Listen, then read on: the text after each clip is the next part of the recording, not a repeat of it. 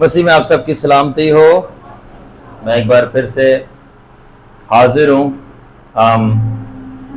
एक और लेसन के साथ, जिसमें आज हम डिस्कस करेंगे फूलिश वर्सेस वाइज वर्जिन्स, जो मत्ती 25 में जिनका जिक्र है। सुस्त कवारियाँ और समझदार कवारियाँ, यानी बेवकूफ़ कवारियाँ और समझदार कवारियाँ। ठीक है, तो हम बेवकूफ़ कवारियाँ और समझदार कवारियाँ जो हैं, इनसे हम बहुत ज़बरदस्त चीज़ें सीखेंगे आज। ठीक है, मत्ती 25 में इसका जिक्र है, आप पढ़ सकते हैं, स्टोरी बचपन से सुनते आ रहे हैं।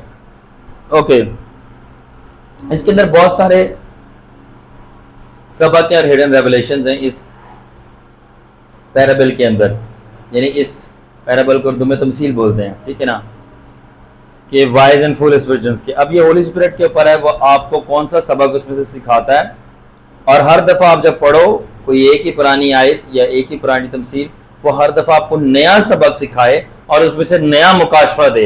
ये पाक रूह की सलाहियत है और उसकी अनायत है आप पे वो क्या करना चाह रहा है। ठीक है ना, तो मैं आपसे अंडरस्टैंडिंग शेयर करना चाहूँगा, प्रोफेटिक इनसाइट्स यानी अंदरूनी सबक, और एक नए समझदारी की बातें, मुकाशफाती समझदारी की बातें जो मैंने रूल कुदस के ज़रिए सीखी इस तमसील के अंदर, जो कि मैं बचपन से पढ़ रहा हूँ।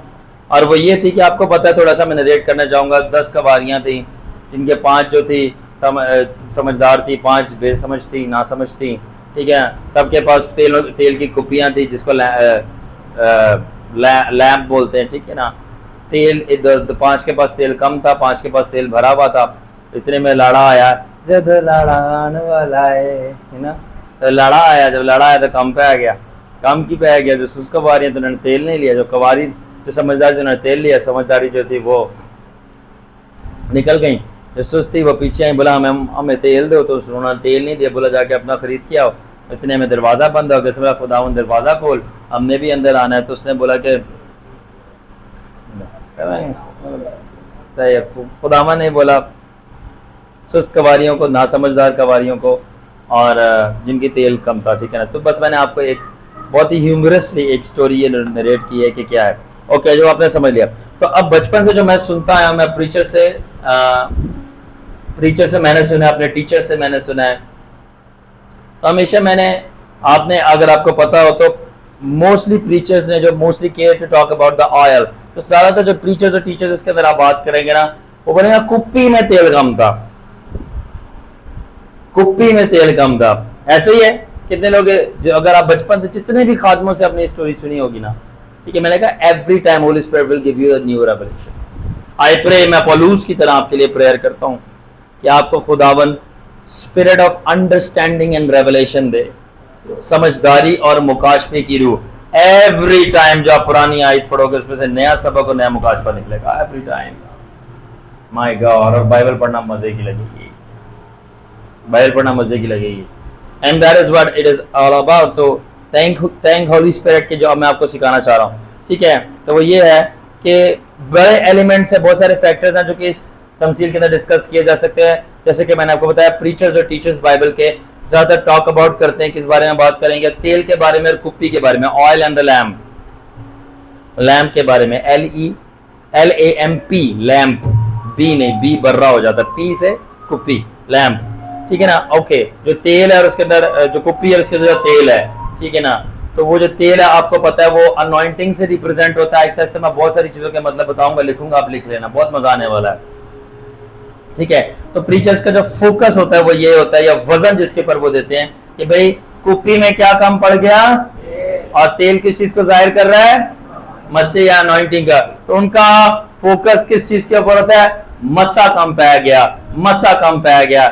इस वजह से वो जो है किंगडम में दाखिल नहीं हो सके, विच, ठीक है ना, बट वो कभी भी ये नहीं बताएंगे कि मसला क्यों कम पड़ गया या पै गया, रोला पै गया। ठीक है ना, जब मस्सा कम पै गया तो रोला पै गया, मगर जो मस्सा कम पड़ गया जिसकी वजह से रोला पै गया, मगर मस्सा क्यों कम पड़ा, I will tell you that. और वो इस पैराबल के अंदर ये सुने, उसी के ऊपर वजन दिया है।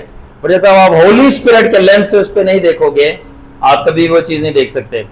तो which very few identify why over the course of time leader loses the anointing और द अनॉइंटिंग ड्राइज ऑफ, ठीक है ना। तो बहुत कम लोग आइडेंटिफाई कर पाते हैं कि मस्सा क्यों कम पड़ गया था, ओवर द टाइम क्यों थोड़ा हो गया या फेड अवे हो जाता है। तो हम वो आज जाने की तो और जो रूल को दोस्तों ने मुझे नया अंडरस्टैंडिंग और लेसन दिया, डीपर अंडरस्टैंडिंग थी, वो ये थी that this parable is more about, are you ready, that this parable is more about wisdom versus foolishness than anointing and the fire. अब मैं लिखूंगा, तो रूल को दोस्तों ने मुझे ये समझाया कि ये जो तमसील है ये मोर अबाउट है, मोर अबाउट, यानी कि इसका जो फोकस है फोकस प्लस वेट, इस तमसील का वो विजडम के ऊपर है प्लस अंडरस्टैंडिंग। इस पूरी तमसील का जो सारा वजन है, दारो मदार है, वो विजडम प्लस अंडरस्टैंडिंग के ऊपर है। Than anointing and fire. तो ज्यादातर प्रीचर किसके बारे में बात कर रहे होते, मुझे बताओ, इसके बारे में या इसके बारे में?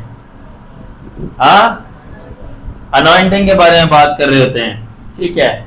जबकि खुदावंद यीशु मसीह ने क्या, अगर आप अपनी बाइबल में भी लिखे होंगे ना, लिखा होगा इंग्लिश में फूलिश वर्सेस वाइज वर्जन्स, और उर्दू में पढ़ोगे तो समझदार और बेवकूफ कवारियां। तो इवन बाइबल के अंदर भी जो वजन दिया गया सामने क्लियरली लिखा हुआ है कि वो विजडम के ऊपर जोर दे रहे हैं, समझ के ऊपर। मगर प्रीचर समझ को छोड़कर ज्यादातर किसके ऊपर जोर दे रहे थे? मस्सा मस्सा मस्सा। जो समझदार है वो समझ जाएंगे मस्सा क्यों वक्त के साथ साथ ढलना शुरू हो गया, जाना शुरू हो गया, क्योंकि समझदारी नहीं थी। अच्छा थोड़ी सी और आवाज खोल दो, थोड़ी सी सेटिंग यही रहने दो, थोड़ी सी। ओके गुड, ठीक है। सो नाउ इंग्लिश में, but the spirit gave me another type of lesson and deeper understanding that this parable is more about wisdom and foolishness than the anointing and the fire which is represented by the lamb and the oil. कितने लोगों को ये बात समझ आ गई? ये आयत जो है, तमसील जो है, वो हिकमत और समझदारी पे ज्यादा मबनी है, इस पर फोकस करती है, वजन है, ना कि मस्सा और आग के ऊपर कि over the course of time ईमानदारों की आग या मस्सा कम पड़ जाता है, बल्कि over the course of time ईमानदारों की क्या कम पड़ जाती है? जिसकी वजह से मस्सा वो जाया करते रहते हैं और फिर रोला रह गया, ठीक है, मस्सा थोड़ा बह गया। तो मैंने कहा था मैं आज डिस्कस करूंगा क्यों वो कहते हैं कि मसा खो गया, मगर क्यों, वजूहात क्या थी उसकी, हाँ क्यों मसा कम पड़ गया, और वह हेडिंग में लिखा हुआ है। Okay, so because most main lose the grip on wisdom which causes the leaders to lose the anointing or weaken the anointing। क्या मतलब है? क्योंकि बहुत सारे लोगों की हिकमत, विजडम पे ग्रिप कम हो जाती है कि वो समझदारी से चल नहीं पाते, जिस वजह से उनका मस्सा भी कमजोर होना शुरू होता है। याद रखना, अगर आप हिकमत में कमजोर होना शुरू हो जाओगे तो आप अपनी सारी ब्लेसिंग्स और नेमतों में कमजोर होना शुरू हो जाओगे। अगर हिकमत की ग्रिप जाती रहेगी तो आपकी बाकी सारी अनॉइंटिंग और बरकतें जो कुछ खुदावंद ने आपको दी उससे आपकी ग्रिप जाती रहेगी। Do you understand? मुझे समझ आ रही है? Because when wisdom is lost or weakened, only then foolish acts and mistakes leaders start doing it, which affects or fades the anointing। क्योंकि जब हिकमत कमजोर पड़ जाती है या खो जाती है, तभी लोग जो बेवकूफाना, हमाकताना और बेकार हरकतें करना शुरू हो जाते हैं, जिसकी वजह से उनके मस्से पे असर आता है और आहिस्ता मस्सा फेड होना शुरू हो जाता है। That's why the weight is on wisdom and not the anointing in this parable। इसलिए वजन हिकमत के ऊपर है इस तमसील के अंदर, ना कि अनॉइंटिंग के ऊपर, क्योंकि हिकमत खराब होने की वजह से मस्सा जाता रहता है, खो जाता है, क्योंकि बंदा पुट्ठी हरकतें करना शुरू हो गया है। ये कितने लोगों को समझ आ रहा है? कितने लोग को आज न्यू अंडरस्टैंडिंग मिल रही है? ये लाइक इट? अभी तो रेवलेशंस शुरू हुए हैं। उसके बाद सेकेंडली चीजें जो मुझे एनलाइटन की गई अंडरस्टैंड करने के लिए वो ये थी कि 3 क्राइटेरिया है बादशाही में दाखिल होने के लिए, 3 क्राइटेरिया, और वो मैं आपको सरमन के एंड में बताऊंगा, सॉरी टीचिंग के एंड में बताऊंगा, पार्ट 2। जब नेक्स्ट सेशन होगा मंडे को, जो उसका पार्ट 2 एंड होगा, उसके सेशन में बताऊंगा 3 क्राइटेरिया हैं, इसी पैराबल के अंदर लिखे हुए हैं, पैराबल तमसील को कहते हैं। ठीक है, 3 क्राइटेरिया जीसस ने इसी पैराबल में दिए हैं, और जिसके पास जिसकी अक्ल की आंखें खुली नहीं है इसके सामने लिखे होंगे मगर वो पढ़ नहीं पाएगा। 3 पैराबल हैं, और सॉरी 3 क्राइटेरिया हैं, और 3 ही क्राइटेरिया हैं। एक 3 क्राइटेरिया कि अगर वो 3 चीजें आप में हैं तो आप बादशाही में दाखिल होगे, और अगर वो और उसकी ऑपोजिटली अगर वो 3 चीजें हैं आपके अंदर, यानी जो चीजें होनी चाहिए वो नहीं है बल्कि उसकी ऑपोजिट की 3 चीजें हैं, तो आप बादशाही में दाखिल नहीं होगे, आप किसी और की बादशाही में दाखिल होगे। और वो मैं आपको जब हम सेकंड पार्ट एंड करेंगे उसके अंदर दूंगा, तो आपने याद रखना है। और थर्डली चीज, ठीक है, थर्ड चीज इसके पैराबल के अंदर क्या है, इस पैराबल का जो मेन फोकस है ना वो traits of wise and foolish person है। ट्रेट्स, ठीक है, मिटा रहा हूं मैं ये जो थर्ड चीज है ना, ट्रेट्स। ट्रेट्स किसे कहते हैं पता है? ट्रेट, खसूसियात को, ट्रेट्स, खसूसियात, traits of wise and fools. इसके ऊपर आज जब आपने ट्रेट्स सीख ली ना, खसूसियात, खसूसियात, खसूसियात किसकी? दना की और नादान की, ठीक है, नादान। तो आपको यह समझना है। तो इस पूरे पैराबल के अंदर खुसूसियात बताई हैं। दना से लिखा, दाना लिख दिया है ना, अलिफ फटेगा, दना, ठीक है, दना की और नादान की खुसूसियत हैं। जब आप दना की और नादान की आज खुसूसियत देख लोगे, एक बेवकूफों की और समझदारों की, आपको खुद ही पता चल जाएगा। आज से जो बादशाही में छोड़ो, वो तो बहुत दूर की बात है, 10 सालों में ये बंदा कहां पहुंचेगा आपको ये भी पता चल जाएगा। आज मैं बताऊंगा और आपको खुद भी पता चल जाएगा पर आप कहां पहुंचने वाले हो। ट्रस्ट मी, मेरे सेंसर बड़े एक्टिवेट हो गए जब पाकरू बता रहा था। एंड जितनी ज्यादा, माय लॉर्ड जीसस, आपने वो कलाम में वो आयत पढ़ी है कि ज्यादा हिकमत में या ज्यादा इल्म में क्या है? ज्यादा गम है। जितना ज्यादा होली स्पिरिट मेरे को रोशन करता जा रहा है, मैं दिमाग में मुझे चीजों की समझ आती जा रही है, ट्रस्ट मी, मेरी बेचैनी बढ़ती जा रही है। क्योंकि जितना आपको पता है ना उतना ज्यादा आपकी बेचैनी बढ़ेगी। पता है क्यों? क्योंकि आपको पता चल जाएगा कि आप अभी बहुत थोड़े, आप कुछ कर नहीं रहे और आपने बहुत सारे गलत फैसले लिए। मेरी जिस तरह एज बढ़ती जा रही है, समझ बढ़ती जा रही है, और उतनी बेचैनी बढ़ती जाए। और ये बेचैनी पाक है, ये बेचैनी वो नहीं है किसी गुनाह के बायस, ये बेचैनी है इसको हम लोग मेडिकल में कहते हैं you stress, EUSTRESS, you stress. You stress है पॉजिटिव स्ट्रेस, जो आपको किसी पॉजिटिव आउटकम की तरफ धकेलता है। अरे होता है डिस्ट्रेस, जो बुरा स्ट्रेस होता है। एक पॉजिटिव स्ट्रेस है to do something about your condition, to do something about the consequences, to do something about the challenge।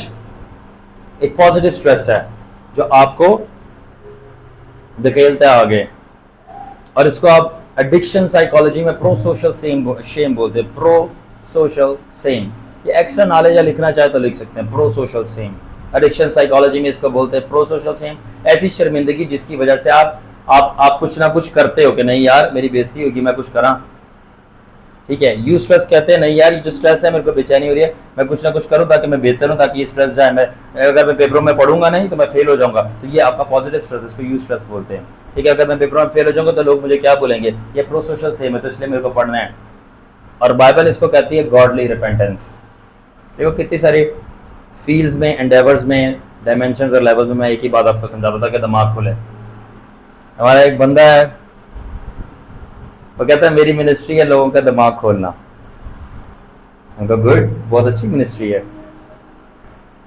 कह रहा मेरा काम है दिमाग खोलना। मैंने कहा गुड, मुझे अच्छा लगा आपकी मिनिस्ट्री का सुनकर। एनीवे, तो इसके अंदर इस तमसील के अंदर आप सीखेंगे दना और नादान की खुसूसियत अंदर ही है, और देखेंगे यहाँ आपके अंदर तो नहीं है। और अगर है नादानों वाली खुसूसियत, उसको निकालें और दनाओं वाली डाउनलोड करें। और इसी 3 चीज़ों के इर्द गिर्द ये पूरी जो है आपकी ये तमसील घूमेगी, जिनके ऊपर वजन है। चीज़ें तो बहुत सीख सकते हो, वजन इन चीज़ों के ऊपर है। इन 3 चीज़ों के ऊपर मैं लिख रहा हूँ। सबसे पहली चीज़, जब पैराबल ऑफ विर्जिन है ना, ये 3 चीज़ों के ऊपर घूम रही है। नंबर वन है क्वालिटी ऑफ बीइंग वाइज और फूल। ठीक है, नंबर इसमें पहला ही है। नंबर 2, और वह 3 criteria to lose or win the kingdom। ठीक है, to lose or win the kingdom, और ये क्राइटेरिया हम एंड में पढ़ेंगे, मैंने आपको बताया जब पार्ट 2 एंड होगा। नंबर 3 है traits of wise and fools। ठीक है, traits of wise and fools। तो देखिए बार बार आपको विजडम पे फूलिशनेस पे जोर आ रहा है, और इस क्राइटेरिया के अंदर भी जब आप देखेंगे ये चीजें कंपलसरी हैं। इन 3 चीजों के ऊपर पूरा जोर है।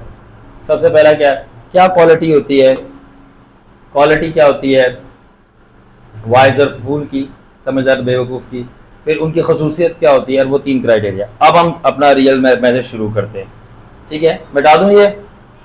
हाँ ठीक है, अच्छा ऑल राइट। तो हमारे पास वर्स 1 है, हम वर्स वन बाय वन चलेंगे। ठीक है ना, 25 बाब की पहली आयत वर्स बाय वर्स पढ़ूंगा मैं, वर्स बाइबल से नहीं पढ़ूंगा, आपको नरेट करूंगा, पैराफ्रेज करूंगा ताकि सबको समझ आए। ओके, 25 बाब की पहली आयत के अंदर लिखा गया है कि कवारियां जमा हुई, ठीक है ना, और कवारियां जमा हुई, उनके पास कुपियां थी, उनमें तेल था, और उन्होंने बोला कि हम खुदावन से मिलेंगे। ठीक है ना, इंग्लिश में है 10 visions gathering together to meet the lord with the lambs in their hands.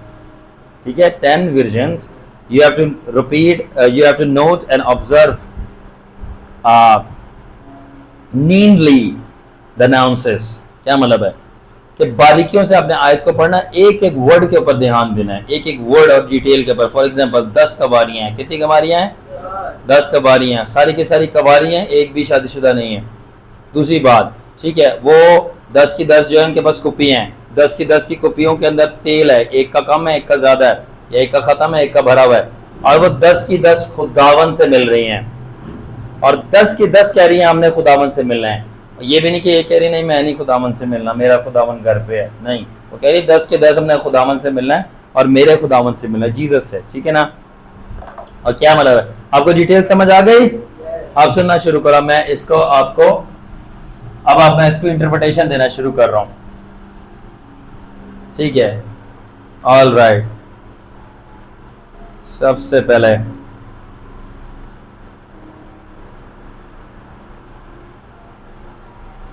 All right, सबसे पहले कितनी कवारियां हमारे पास? 10। ठीक है, 10 कवारियां। उसके बाद सारी की सारी कवारियां या कुछ शादीशुदा भी है? सारी कवारियां, विर्जन्स हैं सारी। ठीक है, ये पहली चीज हो गई, ये दूसरी चीज डिटेल हो गई। तीसरी डिटेल क्या है? उसके बाद सारी की सारी विर्जन्स हैं, और उसके बाद सारी की सारी कह रही हैं कि हमने मीट करना है लॉर्ड को, मीट द लॉर्ड। सारी कह रही है हमने मीट करना है, मीट द लॉर्ड। चौथी चीज क्या, वो क्या कह रही हैं कि उनके सबके पास क्या, लैम्स हैं, LAMP, बीनी लैम्स हैं। पांचवी चीज, लैम्प में ऑयल है। ठीक है, ऑल राइट। अब मैं इसका तर्जुमा देना शुरू कर रहा हूं। Are you ready?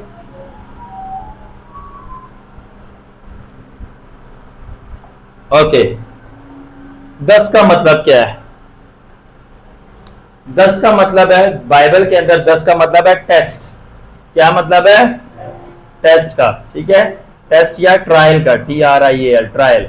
विर्जन का क्या मतलब है? कवारी औरत, अनटच्ड औरत। क्या मतलब है? प्योर, प्योर या प्योरिटी, प्योरनेस भी कह सकते हैं या प्योरिटी भी बोल सकते हैं।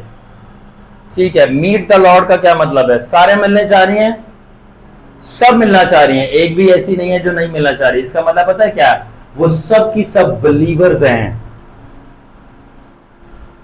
वाओ, अभी जब मैं आगे बताऊंगा फिर आपका अकल खुलेगी, हिल जाओगे। सब की सब बिलीवर्स हैं,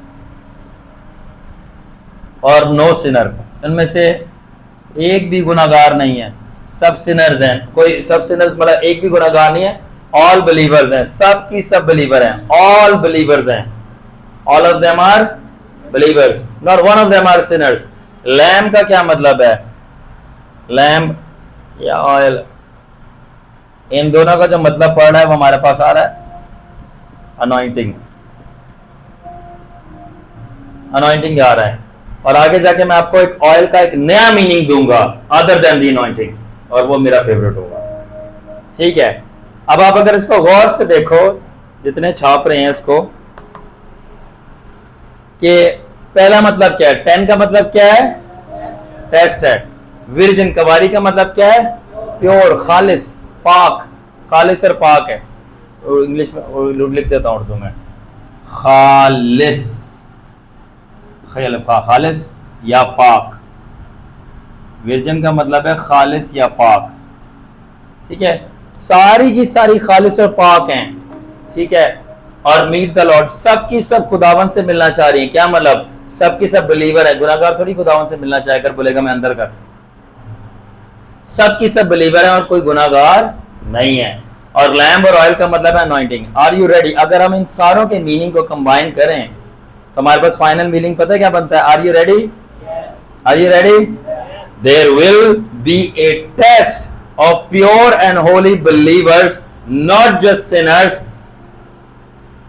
that have the anointing on their lives before they meet the Lord।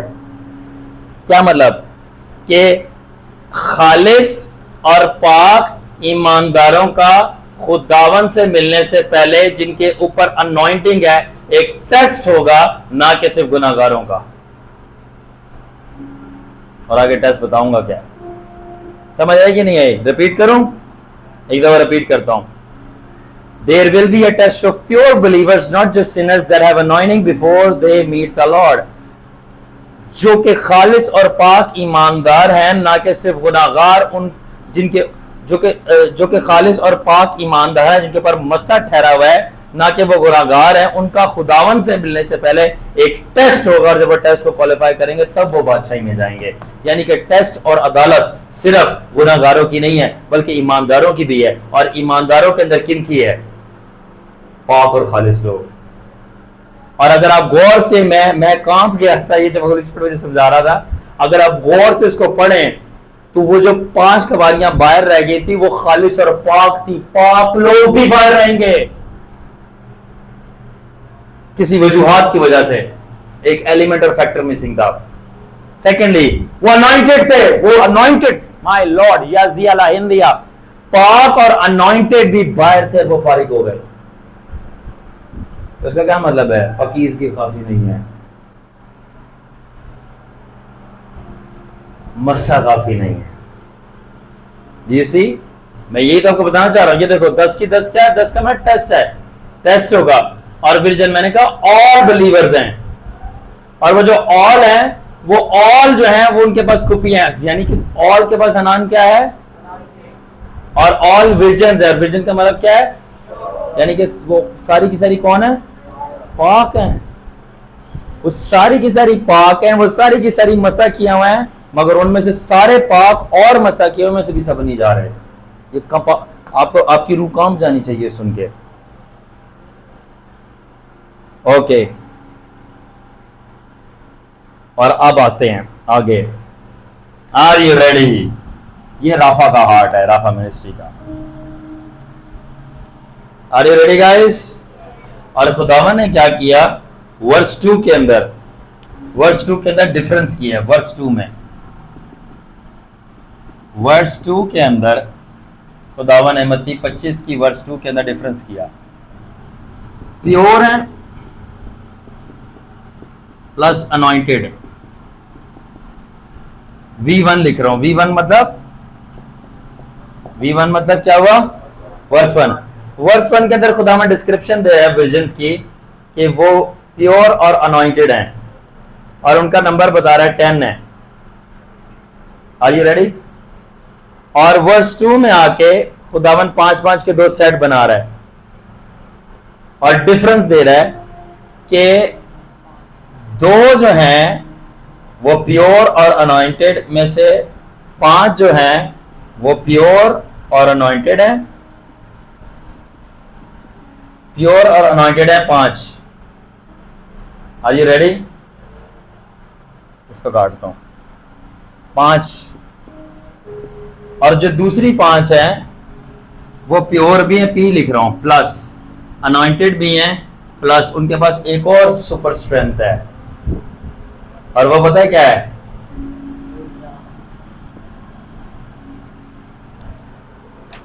और वो वाइज भी हैं। और खुदावन कह रहा है प्योर और अनॉइंटेड बाहर रह गई और प्योर और अनॉइंटेड के साथ इनके पास विजडम थी वो अंदर गई है। तीसरा एलिमेंट कुछ समझ आ रही है? कुछ समझ? मैंने शुरू में क्या बोला था? किस पे वजन है? किस पे वजन था? किस पे फोकस था? विजडम एंड अंडरस्टैंडिंग पे, ना कि अनॉइंटिंग पे। तो खुदावन कह रहा है कि 10 कबारियां जमाई हैं, 10 के 10 बिलीवर्स हैं, 10 के 10 पाक हैं, 10 के 10 खालिस हैं, 10 के 10 मस्सा किए हुए हैं और गिफ्टेड यार पावर में मूव करते हैं, मगर 10 के 10 समझदार नहीं है, 5 ही समझदार हैं। और खुदावन ने वर्स 2 में होली और अनॉइंटेड में डिफरेंस किया कि 10 की कैटेगरी, जब 10 के हमारे पास इन रिसर्च हम कहते हैं इसको सैंपल साइज है 10 का, ठीक है ना, जमा हुआ है। और 10 में से खुदावन 5, खुदावन कह रहा है तो सारे के सारे पाक और मसा किए हुए, मगर एक चीज से खुदावन फर्क कर रहा है, एक चीज से। और वो फर्क क्या, कौन सी चीज है? Wisdom. Are you ready for the lesson? Are you ready for the lesson?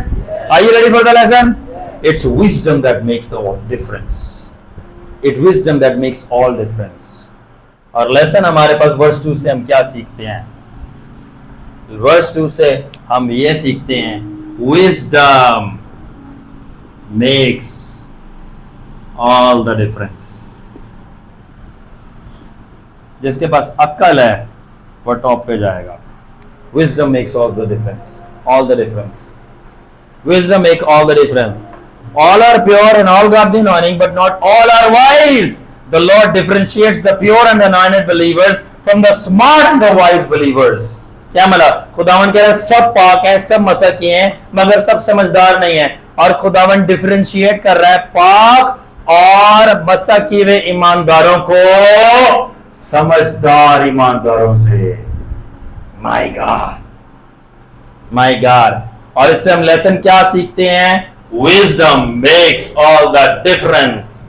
काको, अगर आप मसा भी किए हुए हो, आप पाक भी जिंदगी गुजार रहे हो, तब भी आप कामयाब नहीं हो सकते अगर आप बेवकूफ हो।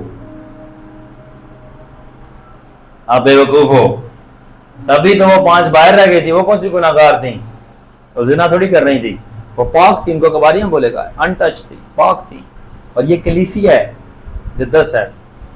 और वो कौन सी? पावरलेस थी। वो पावरफुल थी, उनके पास मसा था, थोड़ा तो ज्यादा था एक अलग बात है, बट मसा था, कुपियां थी, गिफ्ट था उनके पास, बट क्या नहीं थी? अनान। पॉज करो।